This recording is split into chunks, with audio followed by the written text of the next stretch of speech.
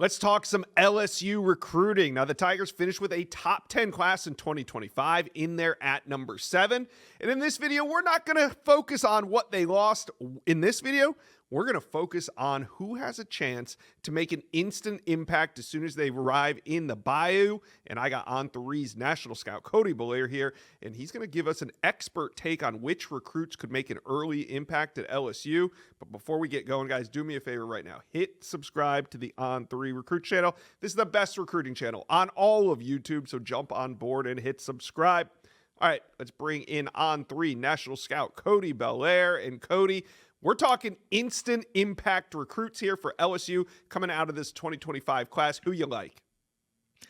Yeah, Josh, when you look at this group, Carius Kern, to me, is the player in this 2025 signing class who I believe has the best chance to make an immediate impact in Baton Rouge. With 4 of the 5 starters on this past season's offensive front heading to the next level, Kern has a path to walk in and compete for one of the starting guard spots from the first whistle of practice. Plus, he's physically ready to go right now. The top 50 prospect stands in at 6'4", 325 pounds, and has the physical makeup and movement skills to be a plug-and-play interior blocker that, might be a little green as a pass protector, but he's going to be a complete enforcer in the run game.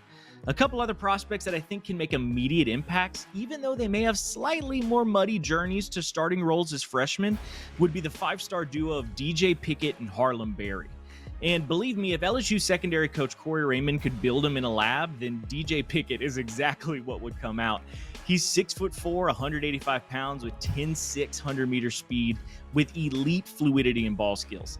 And even though the Tigers only lose 1 starter in the secondary from this past season, that's a true corner in Zy Alexander, Pickett's talent may be too special to keep in a rotational role for too long. And speaking of special talent, I think you have to expect fellow 5-star Harlem Berry to see the field as a freshman. Yes, it's Caden Durham's show next season, but 4 running backs registered touches last year, and 2 of them are no longer on the roster.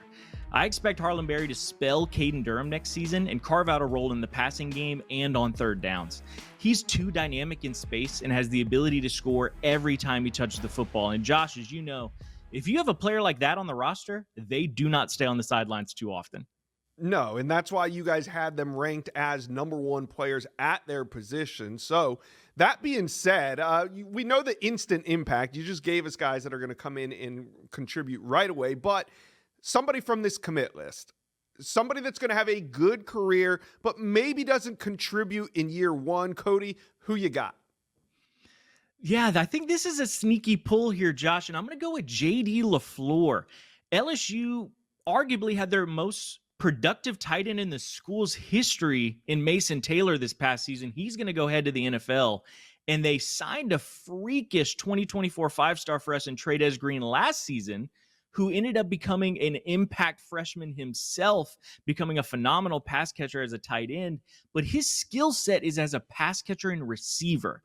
J.D. LaFlore essentially is going to operate as a 6th offensive tackle. He has the body type, he has the frame, he has the build to be a physical blocker in the run game. And I expect J.D. LaFlore maybe not to take as many snaps as a freshman, but once that body fills out, he's going to become a 12 personnel inline wide tight end run blocking nightmare for the Tigers. Really good intel. LSU fans, you talked to Cody and I. Who do you like from this 2025 class to come in and contribute in year 1 for the Tigers? Let us know. Comment section below.